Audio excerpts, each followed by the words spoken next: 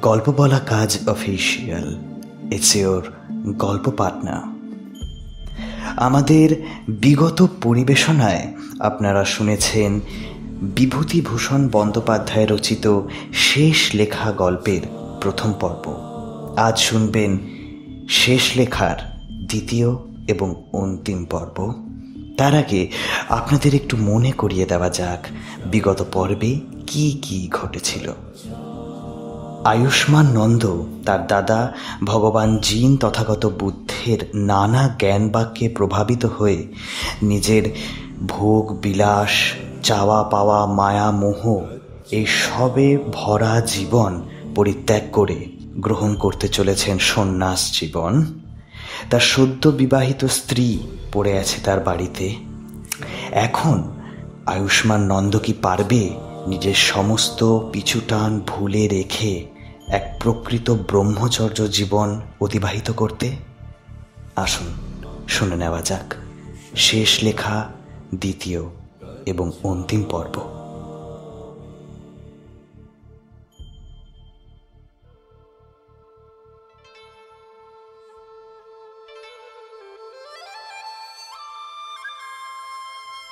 এক বৎসর অতীত হয়েছে। পুনরায় ফাল্গুন মাস। কিংশুক ও চম্পক ফুলের মেলা বসেছে বনে বনে, শৈল শানুতে, অধিত্যকার গর্ভদেশে। প্রকাণ্ড একটি ভেরির মতো শিমুল বৃক্ষের কাণ্ড বেঁকে দাঁড়িয়ে আছে আকাশের নিচে। মাথায় তার ফুটন্ত ফুলের শোভা। শ্রাবস্তিপুরের জেতবন বিহারে ভগবান তথাগত একটি নাগকেশর বৃক্ষের ছায়ায় বসে শত্রুর পিণ্ড ভোজন করছেন। পার্শ্বে একটি স্থলিতে শালি ধানের সিদ্ধান্ন। পুষ্পভদ্র বিহারের ভিক্ষুণী উর্মি মাতার প্রেরিত ভগবান তথাগতের সেবার জন্য। এমন সময় জনৈক ভিক্ষু এসে কাছে দাঁড়াতেই বুদ্ধদেব বললেন, আবুস, কিছু বলবে? আগে হ্যাঁ ভান্তে, একটা নিবেদন আছে। বলো।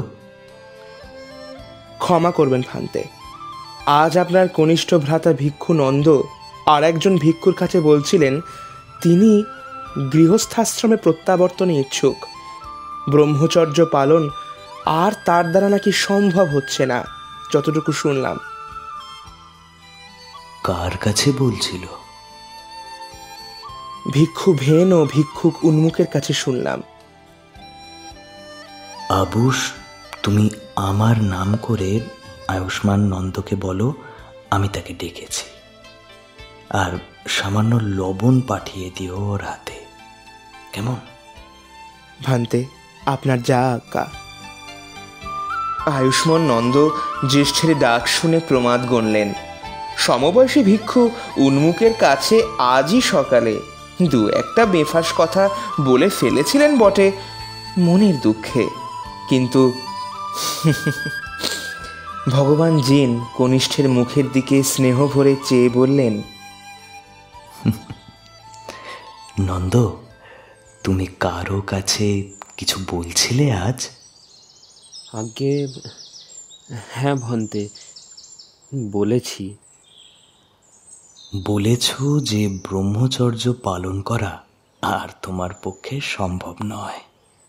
তুমি গৃহস্থাশ্রমে প্রত্যাবর্তনে উৎসুক। হ্যাঁ ভন্তে, এ কথা সত্য। কারণ কি আমাকে বলবে? রাজকুমার নন্দ মাথা হেঁট করে নীরব রইলেন, কোনো কথা বললেন না। ভগবান জিন বললেন, লবণ এনেছ? হ্যাঁ ভন্তে, হ্যাঁ হ্যাঁ, এই তো এনেছি। স্থলিতে নিক্ষেপ করো। যথা আজ্ঞা। এখন বলো, ব্রহ্মচর্য পালন করা তোমার পক্ষে অসম্ভব কেন? গৃহত্যাগ করে প্রব্রজ্জা গ্রহণ করেছ তুমি, এখন আবার ঘরে ফিরতে চাও, সেটা কি জন্যে বলো দেখি। আয়ুষ্মান নন্দ অল্পক্ষণ চুপ করে থেকে চোখ মাটির দিকে রেখে বলতে আরম্ভ করলেন। ভন্তে, আমার প্রগল্ভতার জন্যে আমাকে ক্ষমা করবেন। আমার সংসার ভোগ করার স্পৃহা গেল না। আরেকটি কথা, যখন সেদিন ফলপূর্ণ করখাতে আপনার কাছে আমি আসছিলাম, তখন আপনার ভাতৃবধূ বাড়ির দরজার সামনে দাঁড়িয়ে সপ্রেম দৃষ্টিতে আমার দিকে চেয়েছিল। বারবার ব্যাকুল স্বরে বলছিল আমি যেন তাড়াতাড়ি ফিরে আসি, সে আমার জন্য অপেক্ষা করবে, আমি যেন অতি শীঘ্রই তার কাছে ফিরে আসি।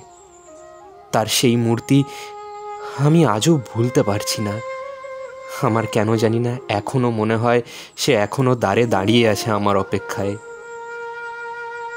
ভগবান, আমি জানি না এটা ঠিক কি না ভুল, কিন্তু সত্যি আমি এখনো তাকে ভুলতে পারছি না। আমায় দয়া করে গৃহে ফিরে যাওয়ার অনুমতি দিন।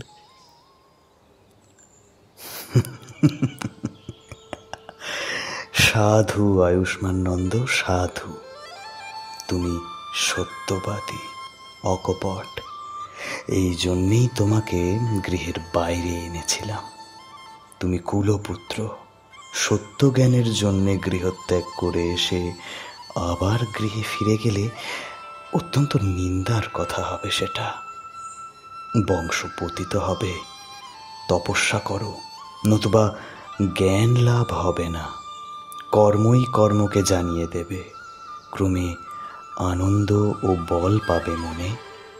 আপাত মধুর অনিত্য বস্তুর প্রলোভনে শ্রেয় ত্যাগ করা কি বুদ্ধিমানের কাজ নয়? যাও, খুব মনোযোগের সঙ্গে চেষ্টা করো।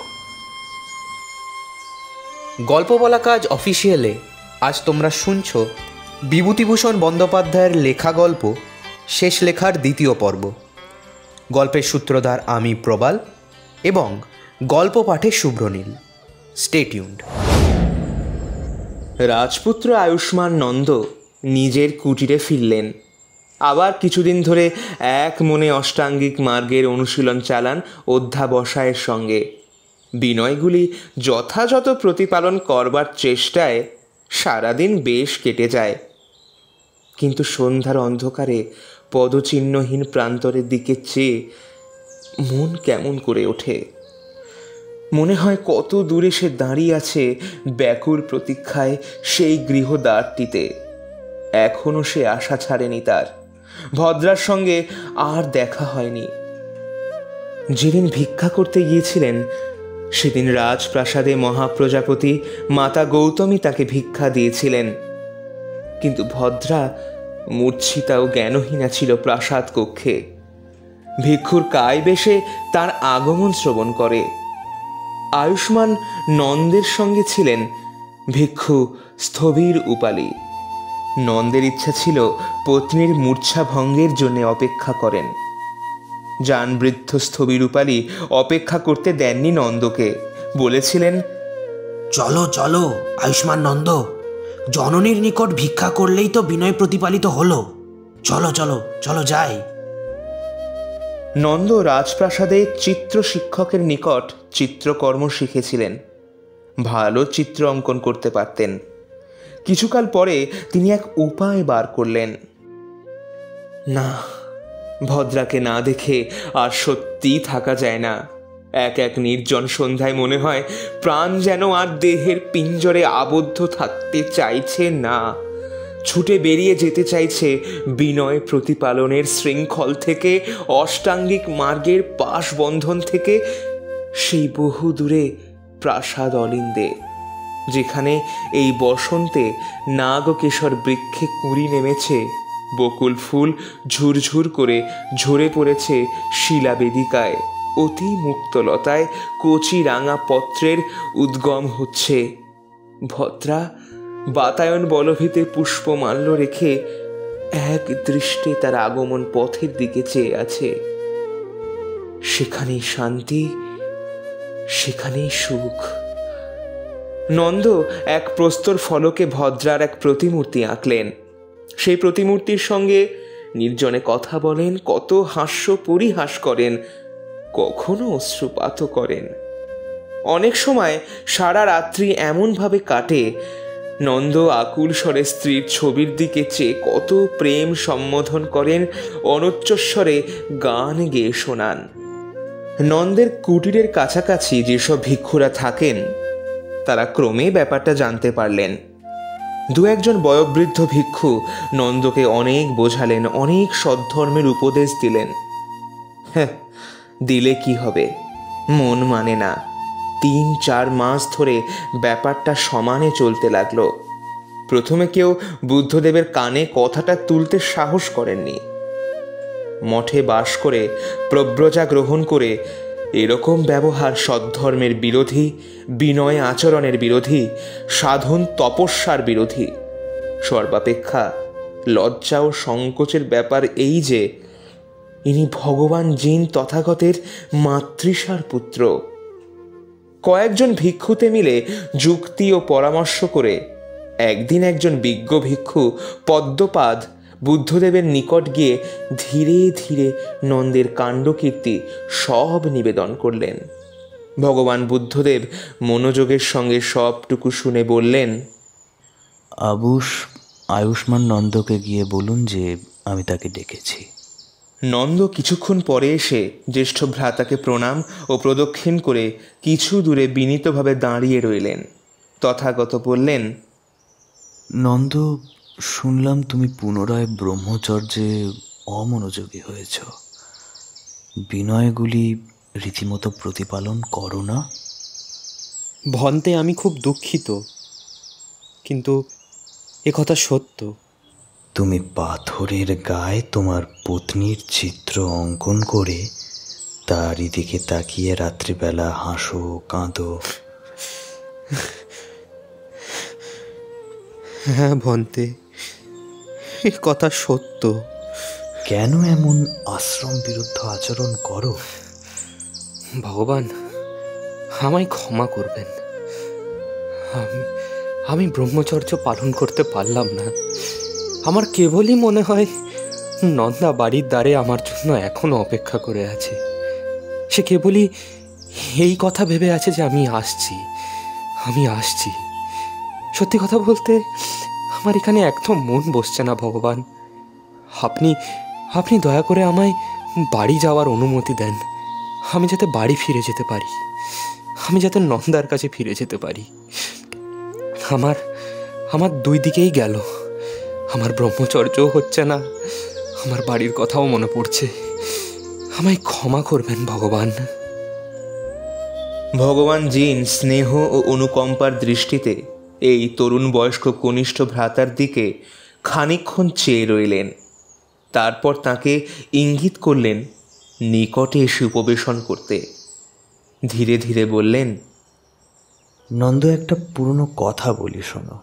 যখন উরবিন্দ গ্রামের অরণ্যে আমি অভিসন্তোষী লাভ করলাম, তখন আমি ভাবলাম এ ধর্ম সাধারণের কাছে প্রচার করব কিনা। ভোগাসক্ত, বিচার শক্তিহীন, ভাবপ্রবণ মানুষসমূহের পক্ষে ধর্মের এই আদর্শ উপলব্ধি করা অত্যন্ত কঠিন। আমি নিশ্চেষ্ট হয়ে সেই বনে কিছুকাল অবস্থান করি। একদিন সাহসপতি ব্রহ্মা আমাকে এসে অনুরোধ করেন মানব সমাজের কল্যাণের জন্য এই ধর্মের প্রচার করতে। তারই সেই কথায় আমি পূর্ব সিদ্ধান্ত পরিবর্তন করি। তারপর মনে ভাবলাম, সর্বাগ্রে কার কাছে ধর্ম প্রচার করব, কে বুঝবে?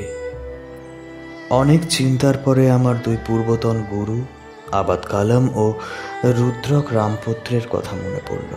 তখনই ধ্যানে বসে দেখলাম ওই দুই মহাত্মা মাত্র 10 দিন আগে দেহত্যাগ করেছেন। তাহলে উপায়? মানুষ নেই, সবাই তোমার মতো নির্বোধ। তখন আমার 5 জন সাধন সঙ্গীর কথা মনে পড়ল। তারা ছিলেন ঋষিপত্তন মৃগদাবে সাধারণত। এদের গিয়ে উপসম্পাদা দান করে ধর্মপ্রচারে নিযুক্ত করলাম। শীঘ্রই তারা সত্যতত্ত্বের ধ্যানের সম্পূর্ণ অধিকারী হলেন এবং জনসমাজে স্বধর্ম প্রচারের প্রকৃত যোগ্যতা লাভ করলেন। আমিও এই 35 বছর সত্যের প্রচারে নিজেকে নিযুক্ত করেছি। আমার নিজের উপলব্ধি এই যে শিষ্য নিজের সংযম, পবিত্রতা ও তপস্যার দ্বারাই মুক্তি লাভ করে। এজন্যে চাই তার নিজের দৃঢ় ইচ্ছা ও অধ্যাবসায়। আমি তোমাকে শুধু পথ দেখিয়ে দিতে পারি, বাকিটুকু করতে হবে তোমার নিজের উদ্যমে ও সত্য সংকল্পে। এখন তোমার কি অভিরুচি? জীবনের দুঃখের লবণ জলধি পার হতে চাও, না পথভ্রান্ত নাবিকের মতো ঘুরে বেড়াবে জন্ম জন্মান্তর ধরে? নন্দ মাথা নিচু করে বললেন, ভন্তে, আমি খুব দুর্বল। আমি বিনয় প্রতিপালন করতে পারছি না। আমাকে দয়া করে আদেশ করুন, আমি যাতে গৃহে ফিরে যাই। আমি সত্যি বলতে আপনার স্নেহের ও কৃপার অযোগ্য। ভগবান বুদ্ধদেব তৎক্ষণাৎ উঠে দাঁড়িয়ে স্নেহভাজন কনিষ্ঠ ভ্রাতার হস্ত ধারণ করে বললেন, চলো, এসো আমার সঙ্গে।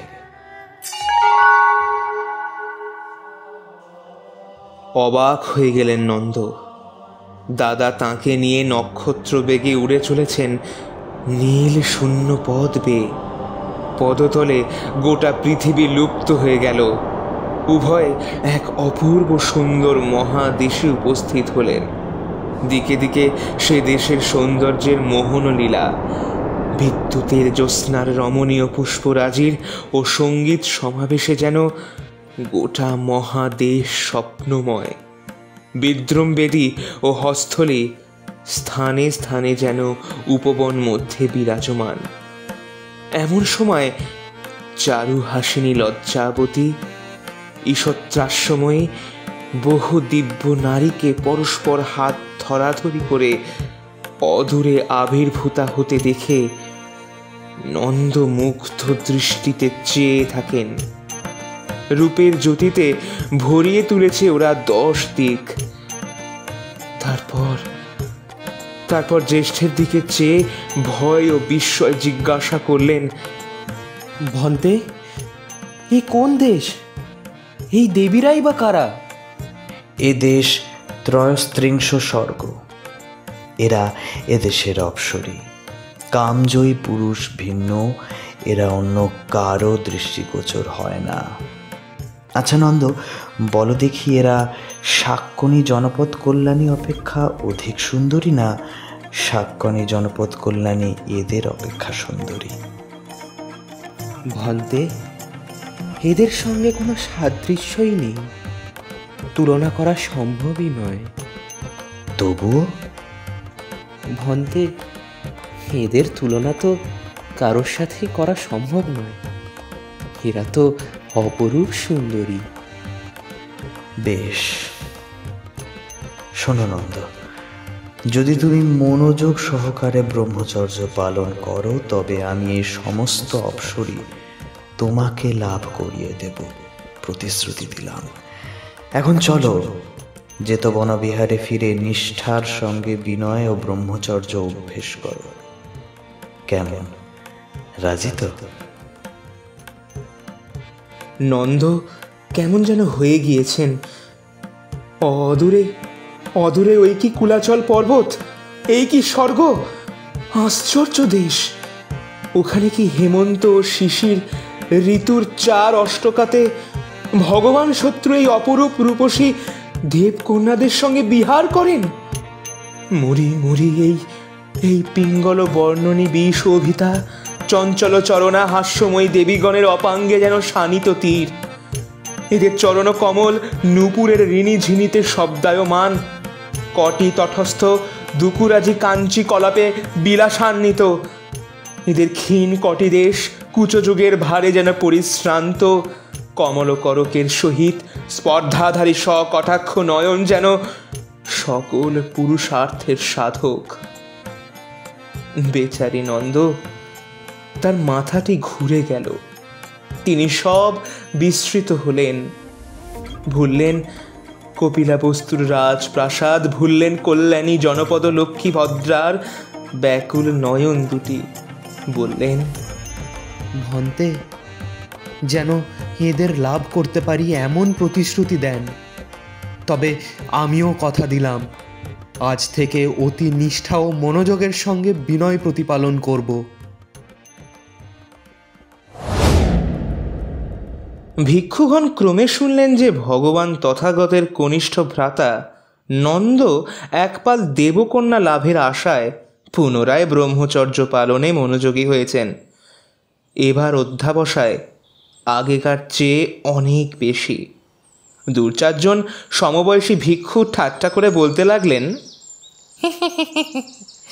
বাবা নন্দ ভালো মজুরি বটে, একেবারে একটি দল দেবকন্যা লাভ।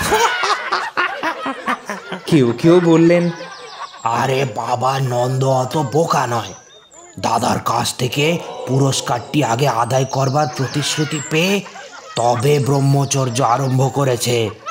পাকা ঘুঘু নন্দ। আয়ুষ্মান নন্দ কারুর কোনো ঠাট্টা বিদ্রুপ কর্ণপাত না করে একাগ্র মনে প্রচণ্ড উৎসাহ ও অদম্য অধ্যাবসায়ের সঙ্গে সাধনা করতে লাগলেন। তার কঠোর আত্মসংযম ও বিনয় প্রতিপালনের দৃঢ়তা প্রৌঢ় ভিক্ষুগণকে পর্যন্ত তাক লাগিয়ে দিল।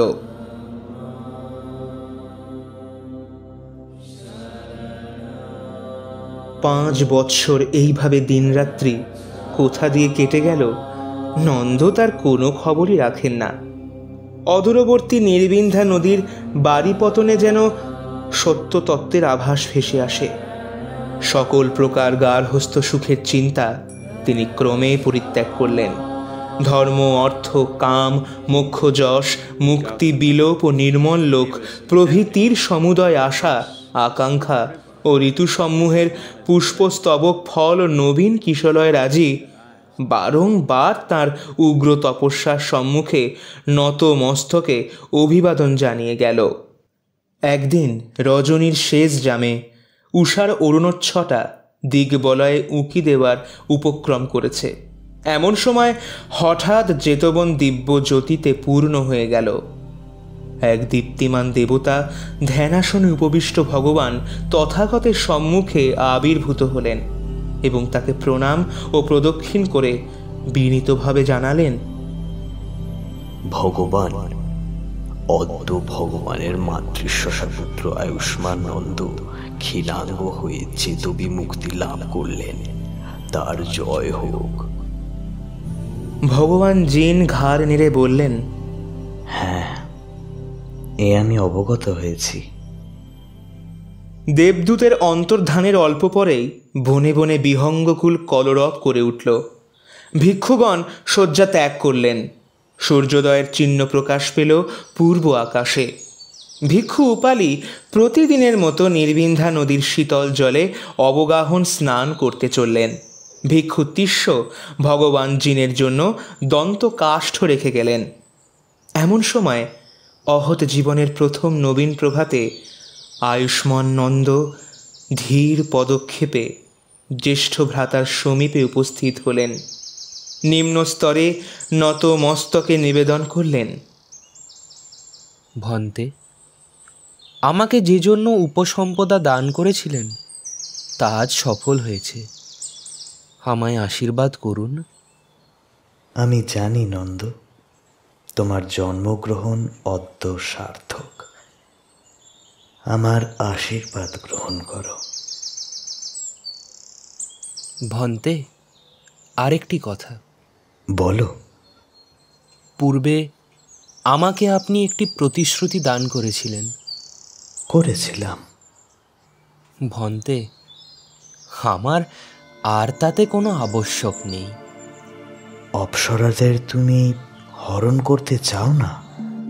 ভন্তে, ক্ষমা করবেন, আপনিই কিন্তু আমাকে সাংসারিক আসক্তি থেকে মুক্তি দিয়েছেন।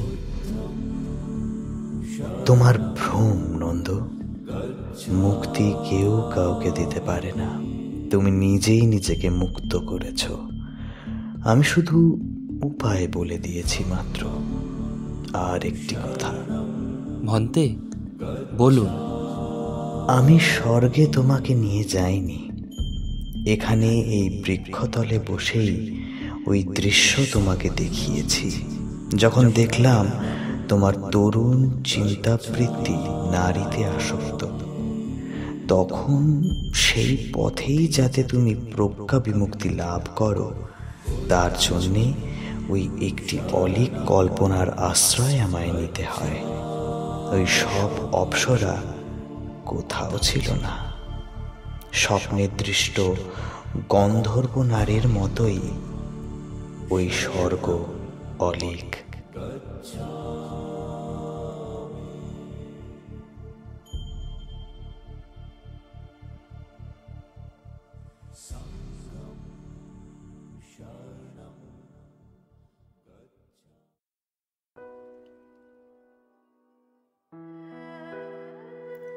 গল্প বলা কাজ অফিসিয়ালে আজ তোমরা শুনলে বিভূতিভূষণ বন্দ্যোপাধ্যায়ের লেখা গল্প শেষ লেখার দ্বিতীয় এবং অন্তিম পর্ব। গল্প পাঠে শুভ্রনীল, গৌতম বুদ্ধের ভূমিকায় অভিক, আয়ুষ্মান নন্দ, প্রবাল এবং অন্যান্য চরিত্রে অভিক, প্রবাল এবং শুভ্রনীল। গল্পের সূত্রধার আমি প্রবাল। সাউন্ডস্কেপ ডিজাইন প্রবাল এবং অভিক। পোস্টার ডিজাইন চিত্রিতা এবং ব্রতপ্রিয়া। পর্ব পরিচালনায় প্রবাল। দেখা হবে সামনের সপ্তাহে আবারও একটি নতুন গল্প নিয়ে। Till then please like, comment, share and subscribe to our channel গল্প বলা কাজ অফিসিয়াল, ইয়োর গল্প পার্টনার।